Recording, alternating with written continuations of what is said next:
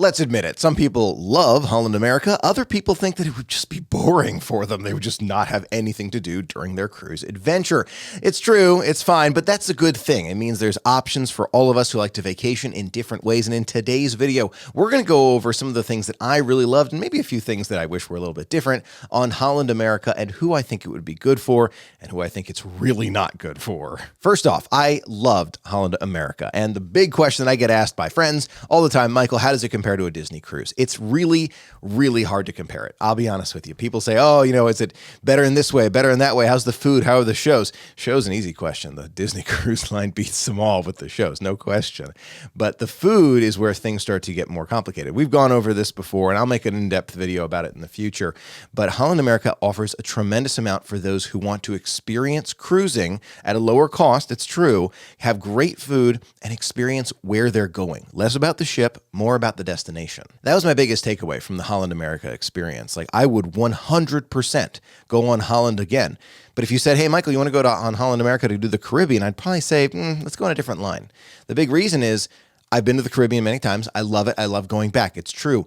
But for me, when I go to the Caribbean, I also want the fun in the sun kind of thing, right? I want to go on the flow rider. I want to be able to do the aqueduct, right? I want to be able to experience the outdoor extra amenities on board the cruise that Holland has a few of them, but they don't kind of prioritize that. They're more about where are we going and what can we experience where we are. Now, if you're a really big foodie, I do recommend Holland America. I love the different food options that they had. I felt like everything was delicious. Most things were delicious. I think there were like one or two items, you can watch the vlog, that I really didn't like. There was that mushroom something. I don't know. It was like some pastry thing that was just really bad. But most things were really good, which is kind of where the comparison comes in. I know people love it when people compare. I don't like to do too much of the comparison, but in this situation, I'll compare it to Disney Cruise Line. Disney Cruise Line has a couple things, the scallops, the ahi tuna avocado tower, which Holland America didn't have anything that got to that level. That's the honest truth, right? Some of them were like really close, like so good. This fish and I think it was the fish and chips were just like right there. It was so good. But I still give it to Disney Cruise Line for those dishes. However, I feel like the Disney Cruise Line dishes, besides those and maybe one or two others, just kind of are like, oh, they're kind of okay. They're okay, right? The Jack of the Seas, the Treasure of the Seas on Pirate Night, I'm just not a huge fan of it. And there's not as many things on the menu on Pirate Night on a Disney cruise that I love as much as just the regular menu you find on Holland America. Now, it's true we didn't eat as much in the main dining room because we wanted to try kind of dining in the main area, not the dining room, but in the I've already forgotten the name of it, but the cafeteria area at the rear of the ship. It was so good. The food was delicious, consistently delicious. And that's where the difference comes in, right? Consistently delicious. Disney's got more highs and lows, right? The ahi tuna avocado and the scallops beat just about everything on board Holland. They really did. But then like a lot of other things start to get to that low point where Holland keeps a steady, really good food kind of thing. So if you're looking at the comparison, that's where I'd draw the line. Now we got to talk about the elephant in the room, right? Everybody's talking about, Michael, what are you talking about, Holland? It's for the old people. Like you were sitting behind wheelchairs and as you're walking around, right? Like you can't move in the ship because everybody's got a walker. I can understand where people are coming from. Is Holland, does it attract more of an older crowd? Yes, it does. Right off the bat, yes, it does. No denying at all, 100%. But I was not the youngest on board. Neither was Michelle, my sister, who's younger than I am. She was not the youngest on board either. We saw very little kids on board. We really did. So we were not the youngest. Were we among some of the younger ones? Yes, we were. Yes, we were. There were older people on board. Did it take away from the experience for me or my siblings? No. The reason why I didn't take away for us is because when you're on the cruise that we were on, the Holland America Eurodam, you're there, you're with your family, you're having a great time, you're seeing the sights, and people are really friendly around you, but you're not really doing these group activities that you find like on Disney Cruise Line, right? You have like family game night on Disney Cruise Line, and it's a very different audience that participates in those kind of games, right? So the game shows aren't really there.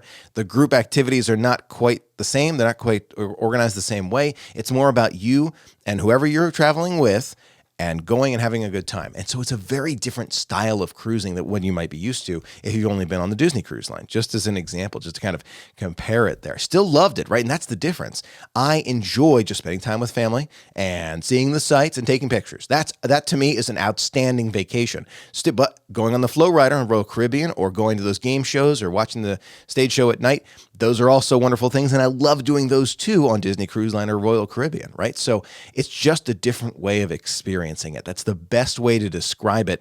And if you know that those kind of things, like just hanging out with family and doing like board games, right? In that area where you just kind of see out into the ocean, you can play board games together. If you just enjoy doing that kind of thing, you're going to love it. You are going to love Holland America, no matter what your age is. I'm telling you. However, if you really have younger ones in your traveling party, or you just kind of want to just get out there more and just do like the dancing at night, or just more of the Flow Rider stuff, more games with other big groups, then maybe the other cruise lines would be better for you. Now, this leads to another question. Is it boring on board? It's the same question, just kind of phrased differently. Is it only for old people? Is it boring? The answer is, I didn't think so, but can I see someone else who would prefer more of the activities that I mentioned earlier being bored on this ship? Yes, I can. I want to be very clear on that, because I think you have to know what you want out of the experience. Is it more about just having fun with family and friends and seeing the sights and taking pictures?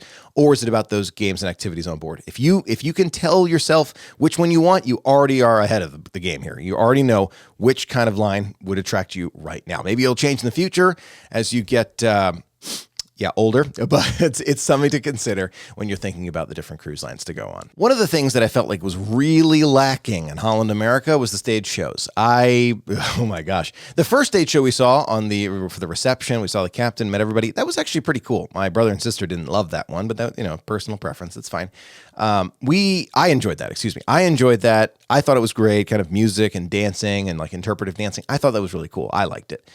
After that, every other stage show that I couldn't make it even 10 minutes in the BBC music thing. It's like a music concert, but with like 3 musicians. It's not something that interests me at all, right? So I think that we only saw that one show with the dancing and the music and all that. We saw that show. It was great. I liked it a lot. We did not see any other shows the rest of the experience. I mean, we stopped in 1 or 2 of these, but we nothing of substance, right? We didn't stay for anything. So that is really important to think about, because I love every time I go on the Disney Cruise Line, I don't want to miss the stage shows because they're that good.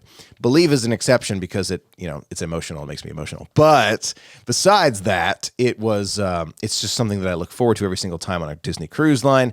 Holland, I just really, I don't need to go to those shows at all. Not at all. Like MSC, I thought I didn't like those shows. Holland, I really don't like those shows. So it's just something to be aware of. If that doesn't bother you, you're going to be just fine. Have fun, play games, card games, right? Again, it sounds like an old person thing to do, but we had a spectacular time because we were all together and having fun. And we learned new card games, which is really cool. Yeah, it was fun. Fantastic time. Last topic I want to touch on with regard to Holland is the money savings. A lot of friends have asked, Michael, is it worth it for the price difference? Now, this is going to vary widely, but I want to give you an example of pricing, right? So for Holland America, and again, this is not even close to accurate. I'm just trying to give you an idea. Maybe around half the price of a Disney cruise when you're comparing direct apples to apples, right? That doesn't mean that it's always going to be half. Maybe it's going to be a third of the cost. Maybe it's going to be only like, a 20% savings, right? It's going to depend on so many factors, but I'm going to just use that as an average, right? Again, you'll find all sorts of different pricing depending on a lot of different things, okay? But let's pretend it's half the price of a Disney cruise. The reality is, if you're going for the reasons of seeing Alaska, spending time with family, and just kind of want to take pictures and relax and enjoy and get some great food, it is 100% worth the cost savings. I love Disney Cruise Line. You know me. I love going and seeing the characters, the great shows, really good food items here and there. But I felt like it was 100% worth saving the money and using that money on other things like gifts for friends and family.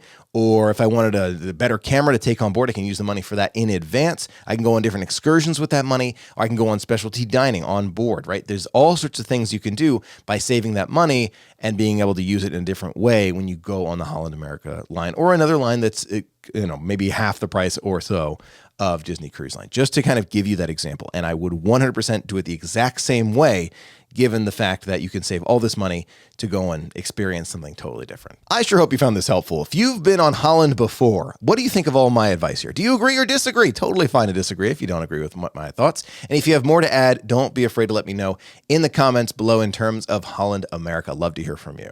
A special thanks to our patrons for making all of our videos possible, and thanks to you for being a part of it with me. Until next time, have a magical day, and I'll see you real soon.